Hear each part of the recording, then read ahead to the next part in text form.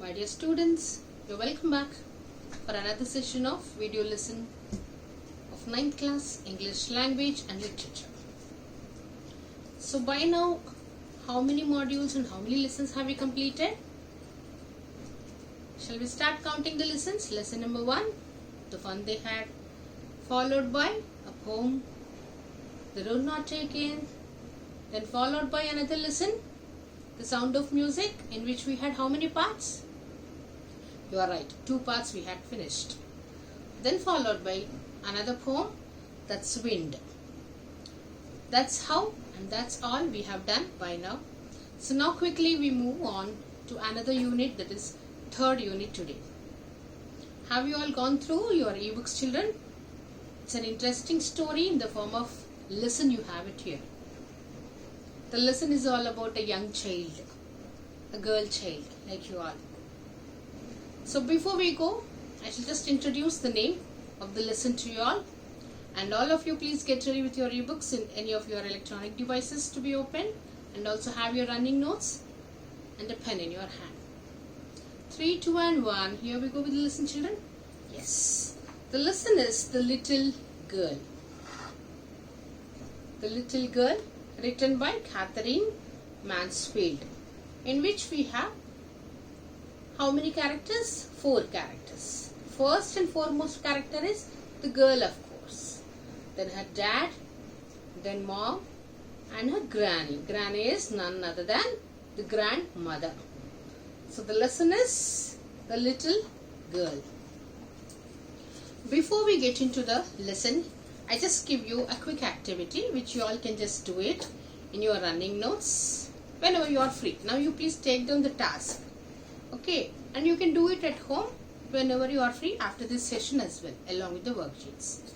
Now all of you please copy down what I show you on this small board to you all, where I just have segregated the relationship which you have it with your dad, then mom and your grandparents. So first of all, you please look at it and copy it down, then I shall explain you what to be done. Am I clear, children? Are you all able to see? The first one is you. Your relation is with your dad, then with your mom, then grandparents. It can be your grandfather or grandmother also. Then again the next classification I have divided 3 parts, 1, 2 and 3. There I want you all to just list down what do you like in them and what don't you like in them.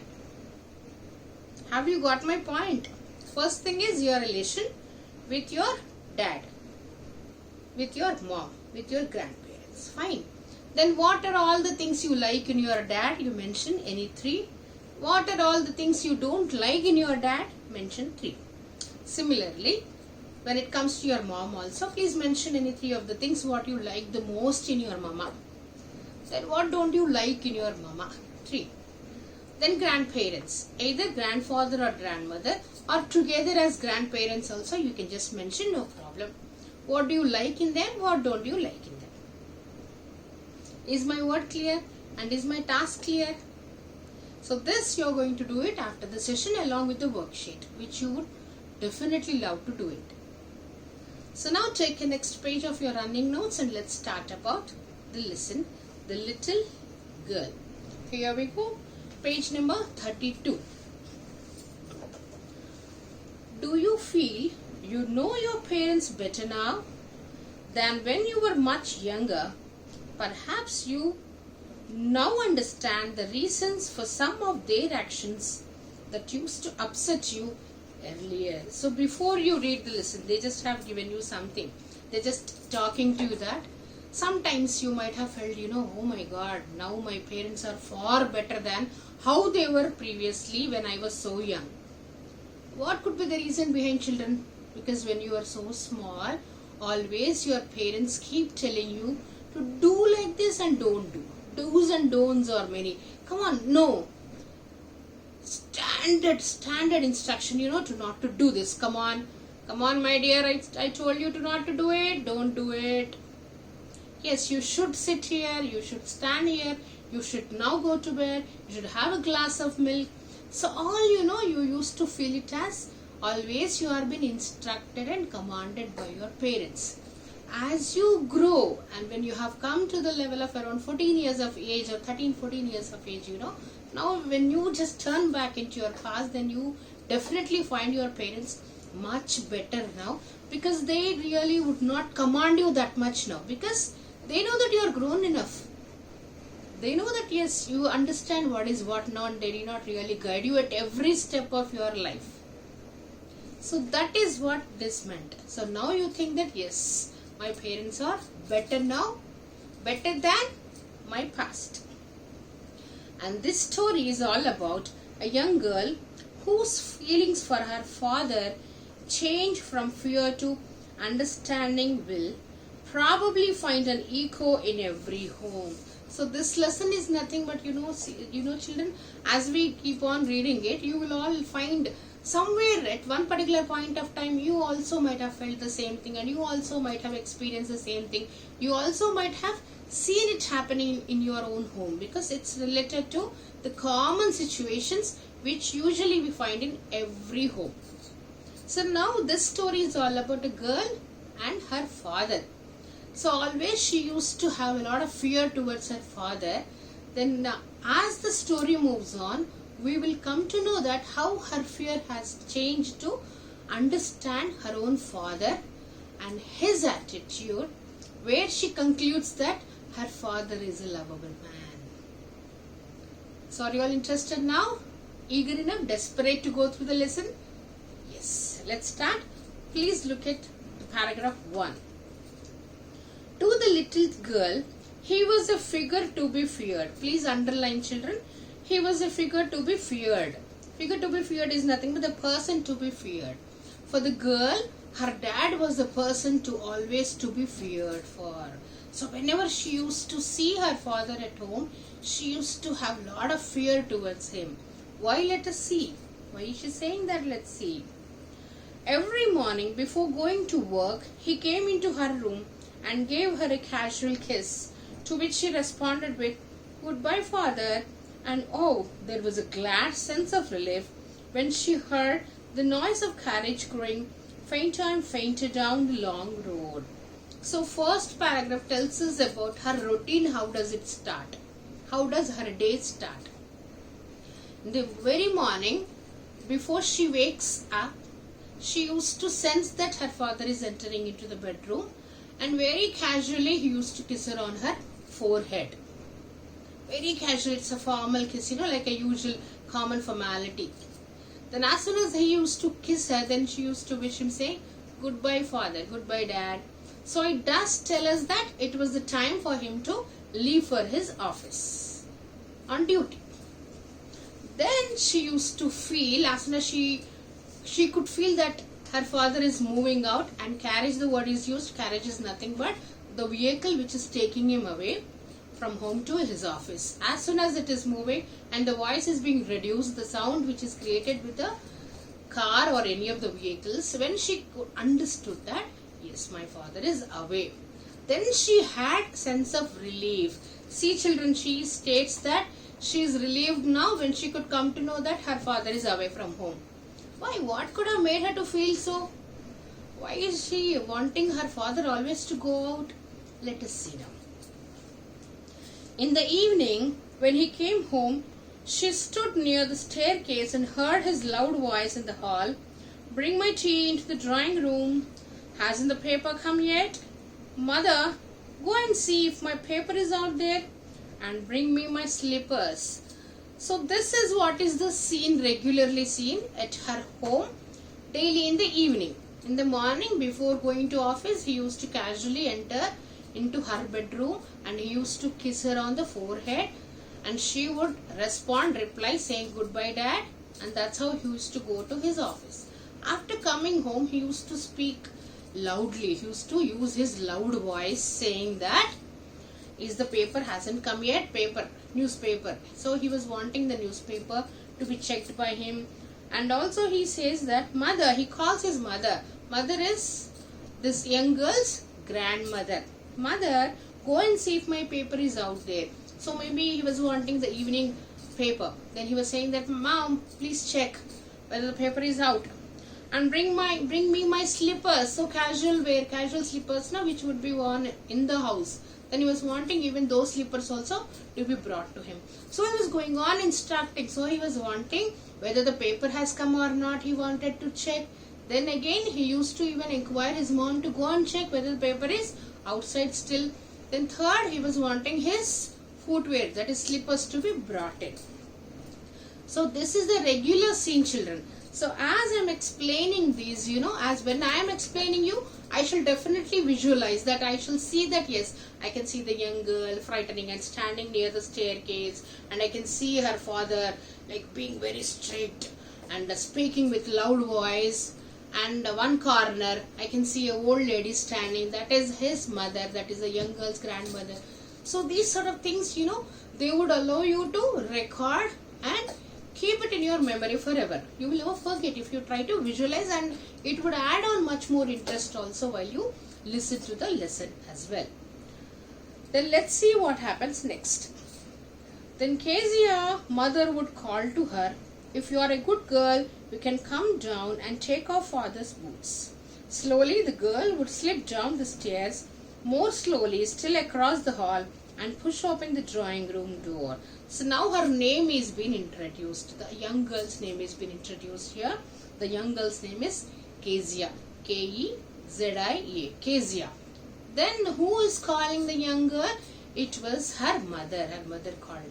Kezia, please come. If you are a good girl, please go and remove your father's footwear. Then what did the girl do? She started moving. Somebody, who is very fearful and who is very frightened, they won't move so quick. They just move very slow. So that's how she was moving, as if there is a lion or a tiger in front of her. Then she would just slip down the stairs as if she's about to fall down the stairs. She's not like, usually how we just step down and all. She was not doing that. As she's so frightened, she was about to slip down kind of a thing. She's leaning to the support of the stairs and she was just getting down slowly and slowly. By that time, he had his spectacles on and looked at her over them in a way that was terrifying to the little girl. So as soon as she was about to approach her father was very much ready with the spectacles because reading newspaper. So how you all see me using my specs whenever I read. Similarly, when he was wanting the same kind of reading glasses to be used, then he was very much ready, waiting for the paper to be received by him. And he used to look so seriously at the young girl, which was so terrifying. Terrible, the girl was much more frightened to see her father looking at her terrifyingly. Well, Kezia, hurry up and pull off these boots and take them outside. Have you been a good girl today? I don't know, father. So please look at the way the conversation is being taking place here. As she approached, as soon as he entered into the house, he was wanting his slippers to be brought. So this shows that he wasn't ready removing his shoes which he had worn in the morning while going to the office. So he was wanting the young girl to remove his footwear, remove his shoes which he wore in the morning. Then the father was telling, if you are a good girl, please remove my shoes. Are you a good girl? He questioned. Are you a good girl? But as the girl, Kezia, was so frightened, then she could not, immediately respond, spontaneously respond. But she just said, I don't know. So she was so slow and as if she was stumbling. It's called stammering, Then she started stammering, saying that I don't know. She was speaking so slow. Then how did he respond? Let us see now. Kezia's father, you don't know? If you stutter like this, mother will have to take you to the doctor. So if you stammer, if you have a problem with your speech, as you're unable to speak properly, then your mom would take you to the doctor. Then she never stuttered with other people, had quite given it up, but only with father. Because then she was trying so hard to say the words properly. So it means like she feels that she never does that kind of a thing, She speaks flawless with anybody. But when it comes to her own father, she stammers like this. She can't speak flawless. And she will stuck in between as she speaks, She was just wondering, why does it happen with me? Why do I have this problem only with my father? When I speak to anybody, I'm quite okay and good. Then she questions to herself, asking, what's the matter? What are you looking so wretched about? Mother, I wish you taught this child not to appear on the brink of suicide here. Kezia, carry my teacup back to the table carefully. Then as she was asking her own self the questions, why does it happen to me? Why do I stammer when I talk to my father and all? Meanwhile, again, her father started speaking to her, asking, what's the matter? Why are you standing still here like a statue? What are you looking and wretched about? What are you thinking, forgetting about the world in which you are present?